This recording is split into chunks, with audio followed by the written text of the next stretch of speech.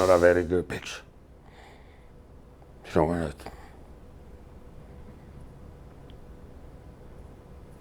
Sorry. That's Robert Allende. He worked at Fort Wayne Plastics the day Shakira Hogue died on the job. He's never spoken publicly about that day until now. Allende had just clocked out for his shift. He was in the parking lot heading towards his car when he realized he left his coffee thermos in the break room. But when he walked back inside, he saw a coworker running, screaming out, "Press 2, press 2." So Allende ran to check on that machine, and sure enough, something had gone terribly wrong. In the break room before the beginning of the shift, she was dancing, having a good time, ready for the work, the shift to start. But the funny thing, 10 minutes later, she was gone. So it became so hard. Allende says many of his nights are now sleepless. He often lies awake, replaying the scene in his mind. The image of life leaving the body of Shakira Hogue haunts him. He has a new job, but the machines he once loved working on now fill him with fear and anxiety. That is raw, heavy pain. It is difficult to watch, and it underscores how the death of a young Fort Wayne woman went beyond one life to affect others and finally to promote change. ABC 21 has covered the tragedy from the beginning. We were there the day she died in January. In February, the state completed its investigation, finding Fort Wayne Plastics responsible for 2 serious safety violations.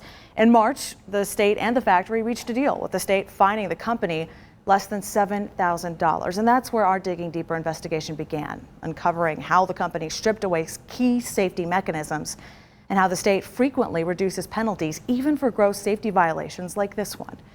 In December, 2 weeks after our first report aired, State Representative Martin Carbaugh pledged legislative action that led to a final chapter written today, with the governor ceremonially signing Carbaugh's bill. There beside him, Shakira's mother, who told me this journey has been all about turning pain into purpose. Yeah, no, they're here, yep. Rain, a 125-mile car ride, and debilitating back pain isn't going to keep Samantha Hogue from getting to the State House. A trip she's made 3 times since her 23-year-old daughter Shakira died on the job at Fort Wayne Plastics. Hi, how are you? Oh. On this final trip, a reunion full of gratitude. I got a copy of that. Oh my! This is just the one I was talking about. Yeah. I just was telling Kyle about this picture. I wanted one. There you go. That's yours. That is yours. She can smile today. Man, I just thank you so much. Oh my God. In large part because of a new state law penned by this man, State Representative Martin Carbaugh, who surprised her with a resolution. So the House passed a resolution basically in honor of Shakira. It says the law which raises penalties against companies that ignore safety laws would not have passed without the attention Samantha Hogue brought to her daughter's death. You did it, girl. You did it. Mama's baby did this. She did it. She sacrificed for somebody else not to go through this. These signatures are for Shakira. Thank you. And the one that turned the bill into a law, from Governor Eric Holcomb. I want to hug, but I'm full of tears. I apologize to you. You don't need to apologize to anyone. No mother wants to be in this position, fighting back tears over the child she lost. I want to thank you for talking about her, because I know that was hard. And thank you for trusting us with your story. Each day since Shakira died has been painful. A year, 5 months, and 16 days. But she filled some of those days fighting for families that might one day find themselves in this same spot. Would you mind accepting? Of course.